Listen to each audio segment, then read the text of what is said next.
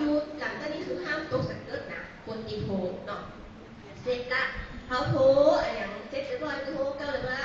รอรถประมาณ10 นาทีถึงก็10 นาทีก็น่าจะถึงเนาะจากคุณมาเองเสร็จละเขาจะอยากใจดีกับคนไข้เขาก็ยังสมมติว่าเปิดนอนอยู่หรือว่าหมดสติอยู่ตีเก้าอี้จะเอาเปิดนอนก่อนสมมติเปิดหมดสติอยู่ตีเก้าอี้เนี่ยเขาจะเอาเปิดนอนก่อนไม่ต้องเอานอนนะไม่ต้องแบบบางที่ว่าสมมติเปิดหนังเก้าอี้หมดสติจะเอานอนไม่ต้องแต่เจ้าเอาถ่ายอะไรกระถางนั่นน่ะเนาะเซ็ตละขายเสื้อผ้าคือหลวมๆเนาะแล้วก็รอรถมาแต่เจ้าถ้าสมมติว่าคนไข้ได้หักยาอะไรอย่างเขาไปเอายาได้มาอย่างบางคนที่เป็นความดันคนนั้นได้กินบางคนที่เป็นเส้นเลือดในสมองตีจะได้รับยาแอสไพริน80 หรือบางคนจะเป็นยาวาฟารินอันนั้นมันจะเป็นยาละลายริ่มเลือดต้องกินเนาะหรือบางคนอาการนะที่เป็นความดันจะได้ยาอมใต้ลิ้นแต่ส่วนใหญ่ของเขานี่น่าจะแบบนี้แล้วถ้าเป็นความดันเนี่ยก็จะเป็นยาความดันปกติเลยเนาะเขากันนั้นไว้เดี๋ยวเพื่อหมอมาเขาจะได้เป็นหูเนาะเสร็จแล้วก็คอยสังเกตอาการห้ามคนมามุงวัดสัญญาณชีพสัญญาณชีพคืออะไรอย่างเจ้าสัญญาณชีพคือชีพจรวัดจะได้เจ้าอย่างก็ปากกาทุกคนเอามือขึ้นมาด้านซ้ายยกมาอีกแล้วยกมาอีกเดี๋ยวหมอจะสอนวัดชีพจรนิ้วโป้งนิ้วโป้งนี่เนาะลากลงมาเอานิ้วจี้นี่ก็ได้เอานิ้วจี้ไปลากที่นิ้วโป้งลากลงมาเสร็จละอย่าหันคุมกระดูกไข่เจอหรือยังกระดูกด้านนี้ถ้าไข่มันเจอจะได้บอกอ้วนนะเจอเนาะเจอล่ะเจอกระดูกกันแล้วเสร็จละวิทเข้ามาตรงไหนวิทเข้ามาตรงไหนเนาะนี่นะลากลงมายูตีนี่นะเจ้ากระดูกนะวิทเข้ามาตรงไหนอีกเสร็จละเอานิ้วกลางพาไปมันจะเป็นทางนี่นะใครสัมภาษณ์นะครับโอเคทุกคนตุ๊บก่อนใครมาเจอห้องเดี๋ยวใครมาเจอห้องใครมาเจอที่บ้านนายใจกันอันนี้เนาะนี่นะครับนี่นะครับบิดมาทางไหนที่เจ้าเอาส่งมาเจอสัญญาณชีพตัวเองเลยเนี่ยเจอชีพจรของเราล่ะเจอละโอเคอันนี้คือของเก่าเนาะเซ็ตละหันไปทางข้างจะเต้นมาเก่ากันนะครับผมสลักแขนกับเปลือกอันนี้เขาจะมาพอหัวของเราละหันไปทางข้างก็สลักกันเพราะว่าเขาจะต้องไปจับคนอื่นไม่ได้จับของเรานะอันนี้บอกโอเคลากมาโป้งของมือลากลงมาเดี๋ยวละตอนนี้เป็นก่อนโอเคเดี๋ยวหมอจะใครเนี่ยแบบเจอของเปลือกของเจ้าของคนข้างๆแบบเจอใครแบบเจอของอีเมลตั้งหลังทำได้ก็เดี๋ยวเพราะว่าเดี๋ยวเขาจะลงจับเป็นเวลา1 นาทีนะแต่สมมติว่าถ้าเต้นตุ้มก็ไม่นั่ง1 นาทีถ้ามันตุ้มก็นั่งไปเรื่อยๆเนาะจนครบ1 นาทีข้างหลังได้ก็แพ้รับดึงหัวใจเต้นไว้หน่อยนะครับข้างหลังได้ก็เจ้าแต่ถ้าใครที่อายุเยอะๆชีพจรมันจะรู้อ่อนๆนะต้องกดลงไปแน่นอนข้างหลังได้ อยู่เนาะเดี๋ยวพอจะจับเวลานะฝากเอาออกกันเลยพอเนาะว่า1 นาทีชีพจรของเปื่อนจะได้ตัวใดเดี๋ยวมันต้องจับของใครของมันเกินจะได้มันต้องจับหมายถึงว่าให้แม่จับมือแม่ไม่ก็ไอ้แม่ก็ไม่ต้องมาจับกันแล้วก่อนสั่งยาเอาเป็นผู้ไปแล้วเอาเป็นคนไปเนาะไม่บอกแม่มองไปมองบอกไปบอกมีไปหน่อยโอเคซ้อมไหมเดี๋ยวจะจับเวลาละ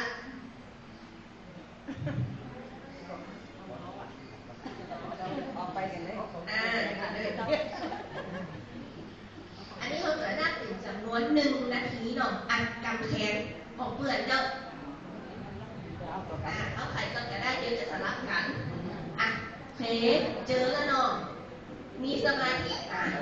ลุกแต่ด้วยเดี๋ยวนะถ้ามันตุ๊กก็คือนับ1เนาะถ้ามันเต้นตุ๊ก1นี่นะ1 2 3เริ่มเลย1 นาทีนะผม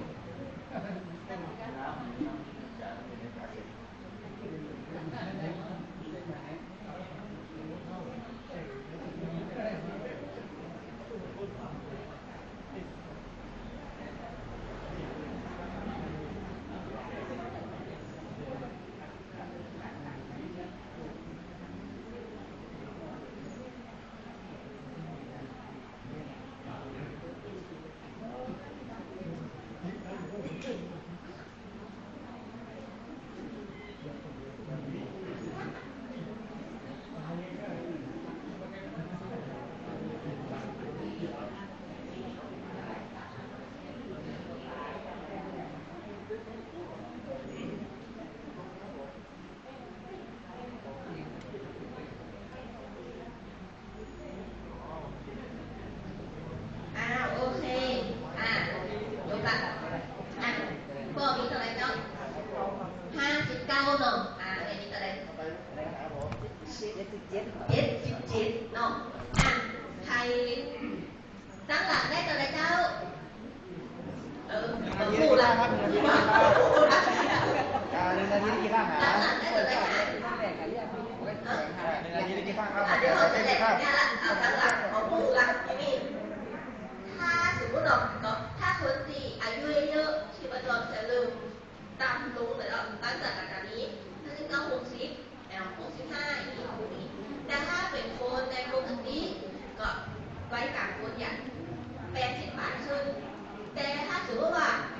120อย่างใจมันรู้ต้องละมันชีพจรมันเต้นเร็วไปเนาะโอเคเดี๋ยวสลับกันแต่เขาจะมานับ1 นาทีนะพอจะนับ20 วินาทีสมมติเนาะ20 วินาทีนะสมมติว่าเดี๋ยวเขานับได้ประมาณสัก20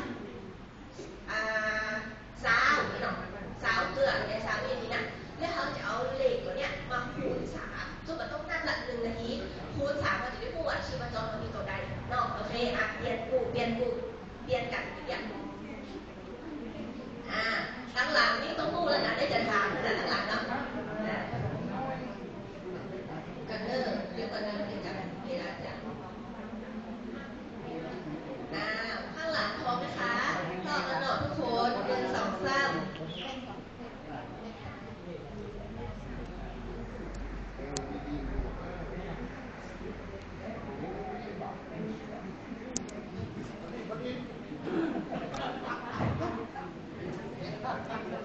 วันเจ๊ไอ้นี่น้อง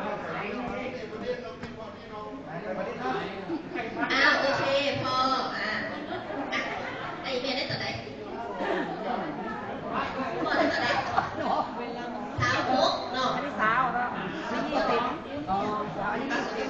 สมมติเขาได้36เขาก็36คูณ3พี่น้องชีพจรอยู่ก็78พี่น้องสมมติว่าได้32เนี่ยแล้วเขาก็คูณ3ก็คือได้66ถ้า3ก็ได้60พี่น้องเขาจะมาท่องแบบว่าจะติดนาทีเขาจะมาแค่20ด้านข้างถ้าฝั่งล่าง15 วินาที15 วินาทีก็คือคูณ4เนาะจะได้1 นาทีเนาะข้างหลังได้ก็เจ้าข้างหลังเนี่ยได้ก่อน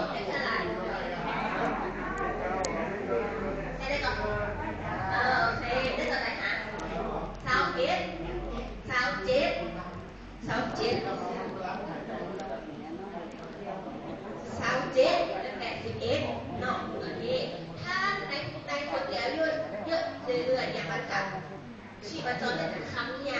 หรือใครที่ ไขมันสูงตัวอ้วน ไขมันสูงแล้วก็น้ำหนักเยอะเนาะเป็นคนอ้วนเนาะมันจะหยาบหน่อยมันจะทำสองอย่างมันจะได้เหมือนคนปกติเนาะโอเคอันนี้พอจะเข้าใจลองเรื่องดูชีพจรเข้าใจเนาะเข้าใจได้ทุกเย็นแล้วมั้ง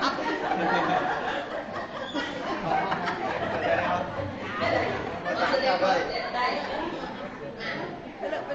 อันต่อไปที่เกยกู้มาก่อนนะฮะล่ะเส้นเลือดในสมองแตกตีบตันอันใดอันตรายที่สุดคือเลือดขาคอแตกตีบตันได้อันตรายสุดแตกเนาะแตกนี่มันจะบางคนจะเสียชีวิตทันทีหรือบางคนก็พิการนอนมาได้คือทำงานอะไรก็ดีทำตีนี่อันตรายก็อันตรายอยู่เนาะถ้าใครที่ไปโรงพยาบาลตันอาจจะได้รับยาเนาะอันนี้จะเป็นยาละลายที่เลือดต้องกินตลอดนะครับผมเดี๋ยวเขาจะสังเกตใบหน้าเนาะสมมติว่าถ้าแดงเนี่ยเขาจะพูดอยู่ละนอนเหยียดจัดละแต่ถ้าตีมกับตังเนี่ยอาจจะคล้ายๆกันไขมันมันจะไปปุ๊บก่อยปุ๊บเส้นเลือดในสมองเนาะก่อยตีบางคนก็อาจจะไปปุ๊บในเส้นเลือดใหญ่หรือบางคนก็จะเป็นเส้นเลือดฝอยมันก่อนส่วนมากจะเจอต่อกับพื้นนะครับสังเกตพอนะครับหนึ่งใบหน้าจะอ่อนแรงยิ้มมาได้ใครยิ้มมาได้ห้องได้อยู่ได้ยิ้มมาได้ปากเปรี้ยวขอบตาโต๊ะแขนขาอ่อนแรงเคลื่อนไหวได้ข้างเดียวเขาเคลื่อนไหวได้สองข้างเนาะบางคนก็กู้กับชาติหรือกู้กับใครจะพ้นเรื่องหรือว่าบางคนก็จะเป็นแบบชนิดที่ว่าขาช้ามีความรู้สึกเดินไปเนี่ยไม่ได้รู้สึกเหมือนเขาที่ว่าเดินอยู่บนเครื่องกับเรือ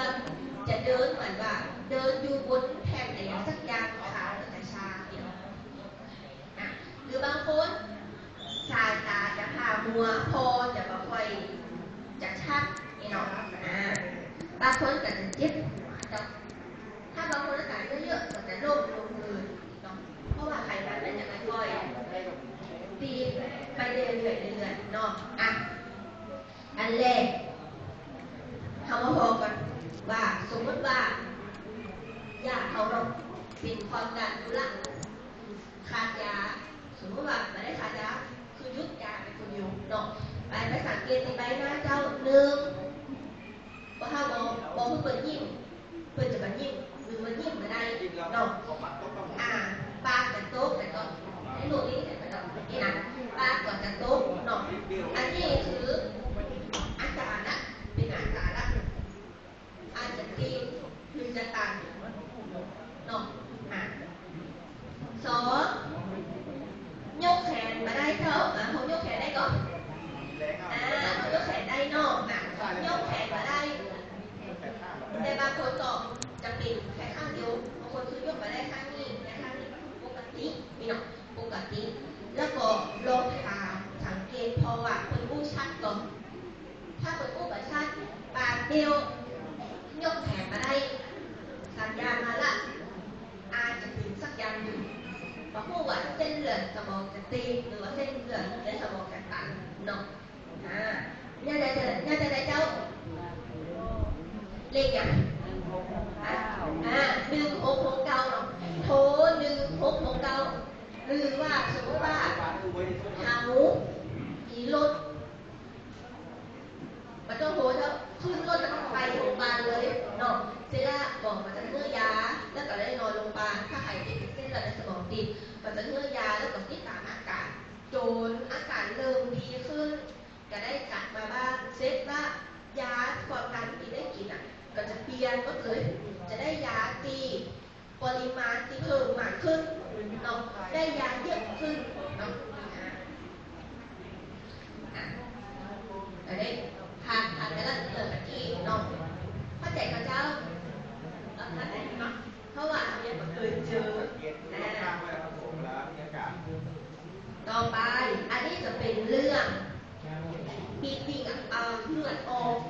เลือดออกอย่างรุนแรงเลือดออกแบบ